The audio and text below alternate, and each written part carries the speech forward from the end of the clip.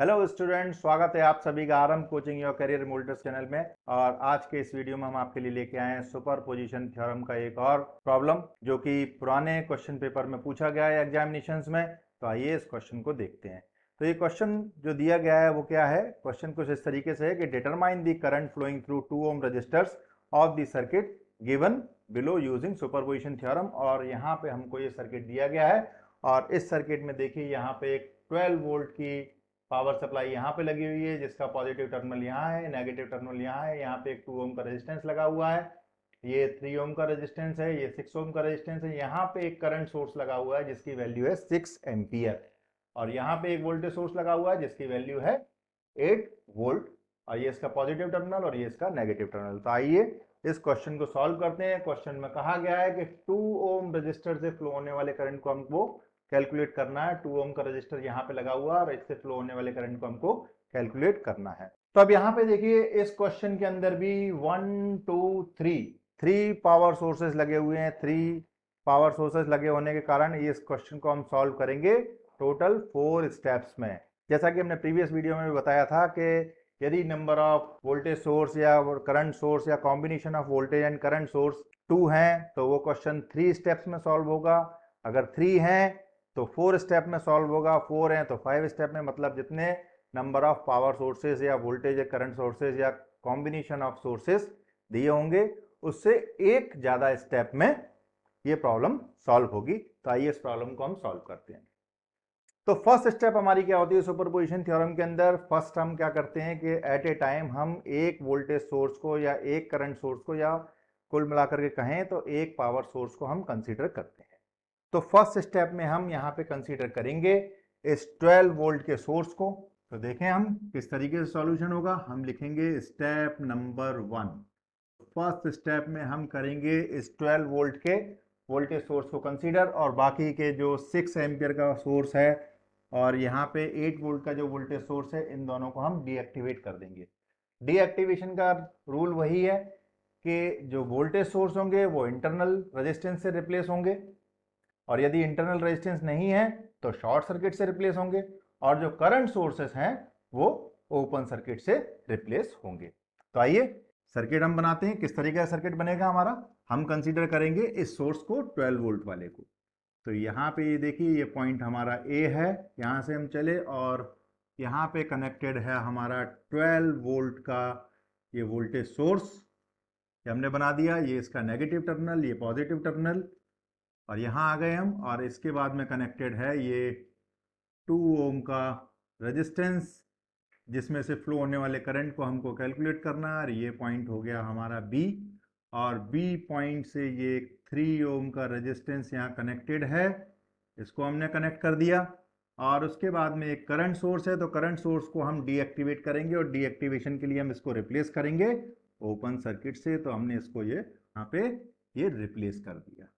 अब इसके बाद में यहाँ पे देखिए ये एक 6 ओम का रेजिस्टेंस इस ब्रांच में लगा हुआ है, 6 ओम का रेजिस्टेंस। और यहाँ पे जो वोल्टेज सोर्स था इसको भी हमने डीएक्टिवेट कर दिया क्योंकि इसका कोई इंटरनल रेजिस्टेंस नहीं था तो इसलिए हमने इसको रिप्लेस किया शॉर्ट सर्किट से। अब हमको कैलकुलेट करना है कि इस 2 ओम रेजिस्टेंस से कितना टोटल करंट फ्लो होगा। तो देखिए इस वोल्टेज सोर्स के कारण जो करंट की डायरेक्शन होगी वो ये होगी। इस करंट को हम मान लेते हैं I1। तो इस I1 करंट की वैल्यू को कैलकुलेट करने के लिए हमको सबसे पहले इस सर्किट का टोटल रेजिस्टेंस कैलकुलेट करना पड़ेगा। तो इस सर्किट का टोटल रेजिस्टेंस कितना होगा R1, उसको हम कैलकुलेट करें। तो अब देखिए यहाँ तो ये ओपन सर्किट है तो इस ब्रांच का यहाँ पे होने से कोई मतलब नहीं है। तो टोटल जो इफेक्टिव रेजिस्टेंस इस सर्किट का आएगा वो कितना आएगा, ये 2 ओम रेजिस्टेंस और ये 6 ओम रेजिस्टेंस। और ये दोनों रेजिस्टेंस पैरेलल में नहीं है, ये दोनों रेजिस्टेंस सीरीज कॉम्बिनेशन में है। ध्यान रखिएगा यहाँ पे आपको देखने से ऐसा लगेगा ये 3 ओम और 6 ओम पैरेलल में, चूंकि इसका कोई यहाँ पे रोल नहीं है। ये ओपन सर्किट होने के कारण ये ओपन है इसलिए यहाँ से कोई करंट फ्लो नहीं होगा, इसलिए इसका कोई इफेक्ट, इस 3 ओम रेजिस्टेंस का कोई इफेक्ट यहाँ पे नहीं पड़ने वाला है। यहाँ पे फर्क पड़ेगा तो इस 2 ओम रेजिस्टेंस से और इस 6 ओम रेजिस्टेंस से। तो और ये दोनों रेजिस्टेंस देखिए ये दोनों रेजिस्टेंस सीरीज में है तो इसलिए टोटल रेजिस्टेंस होगा 2 + 6 = 8 ओम। ये इफेक्टिव रेजिस्टेंस इस सर्किट का आ जाएगा। अब हम टोटल करंट को कैलकुलेट करें तो ये टोटल करंट आएगा I = ओम्स लॉ लगाएंगे, I = V/R, और यहाँ पे वोल्टेज कितना है, ये वोल्टेज हमारे पास में है 12 वोल्ट और डिवाइडेड बाई रेजिस्टेंस 8 ओम। तो कैलकुलेट कर लीजिए, तो इसको कैलकुलेट करेंगे तो ये आ जाएगा हमारे पास में 1.5 एम्पियर। ठीक है, अब I1 करंट यहां से चलेगा इस वोल्टेज सोर्स से, और ये चूंकि सीरीज सर्किट बन रहा है तो इस 2 ओम करंट से 2 ओम का जो रेजिस्टेंस है यहां से भी ये I1 करंट ही फ्लो होगा, और यहां से फ्लो होने वाली इस करंट को हम मान लेते हैं I1 डैश। तो देखिए I1 की वैल्यू I1 डैश के इक्वल होगी, तो I1 = I1 डैश = 1.5 एम्पियर, और इस ब्रांच में जो करंट की डायरेक्शन है वो फ्लो हो रही है B2A, तो हम यहां लिख देंगे इसकी डायरेक्शन भी B2A। ये हो गई हमारी step number 1। Okay, now step number 2।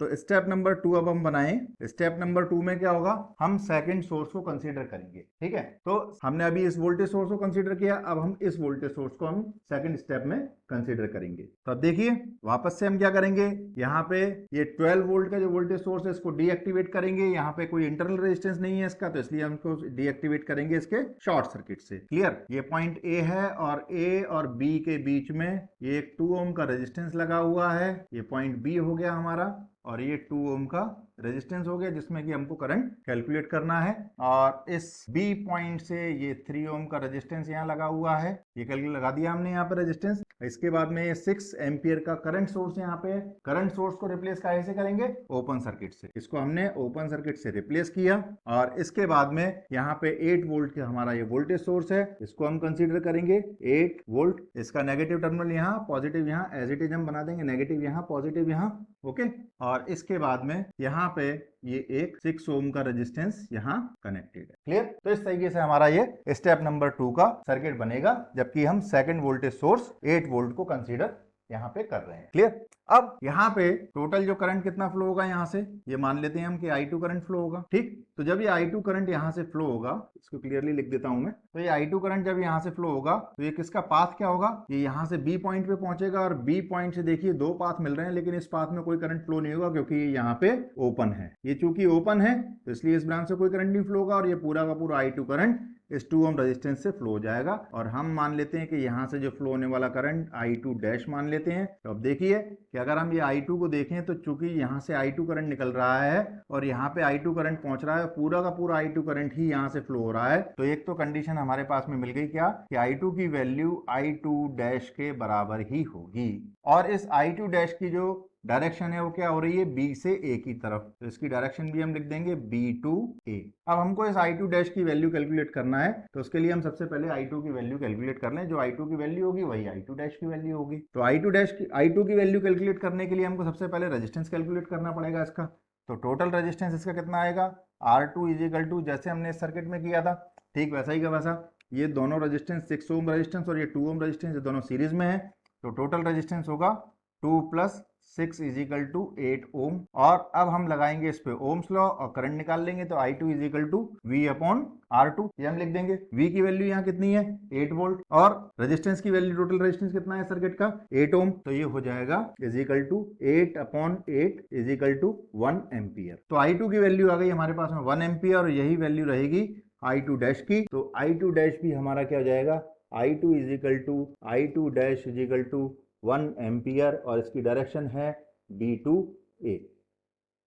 ठीक है, तो हमारे पास में इस वोल्टेज सोर्स से करंट आ गया ये 1.5 एम्पियर, इसकी डायरेक्शन ये B2A थी, और I2 करंट आ गया हमारे पास में इस वोल्टेज सोर्स के कारण, इसकी डायरेक्शन भी B2A थी। ठीक है, अब हम कंसीडर करेंगे इस थर्ड पावर सोर्स को जो कि है करंट सोर्स। तो इसको कंसीडर करें तो इसको हम लिखेंगे हम यहाँ पे स्टेप नंबर 3, यहाँ लिखते हैं हम स्टेप 3। और थर्ड स्टेप में अब हम इस करंट सोर्स को कंसीडर करेंगे और इन दोनों वोल्टेज सोर्सेस को डीएक्टिवेट करेंगे। तो सर्किट हमारा किस तरीके का बनेगा, ये देखिए, ये पॉइंट ए है, यहां से हमने चलना शुरू किया, यहाँ पे ये 12 वोल्ट की बैटरी थी, तो उसको अब हम रिप्लेस करेंगे इसके इंटरनल रेजिस्टेंस से। चूंकि इंटरनल रेजिस्टेंस यहाँ पे नहीं है इस वोल्टेज सोर्स का, तो हम इसको रिप्लेस करेंगे एक शॉर्ट सर्किट से। ये हमने इसको रिप्लेस कर दिया शॉर्ट सर्किट से। क्लियर, अब इसके बाद में ये पॉइंट बी और ए के बीच में एक 2 ओम का रेजिस्टेंस यहाँ पे कनेक्टेड है, ये हमने कनेक्ट कर दिया रेजिस्टेंस 2 ओम का, ये पॉइंट हमारा हो गया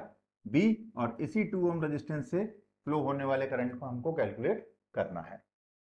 बी से हम डाउनवर्ड डायरेक्शन में आए तो हमको इस सर्किट में एक रेजिस्टेंस मिलता है, ये 3 ओम का, ये 3 ओम का रेजिस्टेंस, और ये पावर सोर्स जो हम कंसीडर कर रहे हैं इसकी डायरेक्शन है डाउनवर्ड डायरेक्शन, ये करंट सोर्स है और इसकी वैल्यू है 6 एम्पियर। ये हमने बना दिया एज इट इज। इसके बाद में यहाँ पे देखिए ये 6 ओम का एक रेजिस्टेंस यहाँ कनेक्टेड है, ये हमने 6 ओम का रेजिस्टेंस यहाँ कनेक्ट कर दिया और ये हमने मिला दिया, और इस 8 ओम के वोल्टेज सोर्स को भी हमने रिप्लेस कर दिया शॉर्ट सर्किट से, क्योंकि इसका भी कोई इंटरनल रेजिस्टेंस नहीं था। तो इस तरीके से हमने एक सोर्स को कंसीडर कर लिया, बाकी रिमेनिंग 2 वोल्टेज सोर्सेस को हमने डीएक्टिवेट कर दिया। तो आइए अब इस सर्किट को सॉल्व करें हम।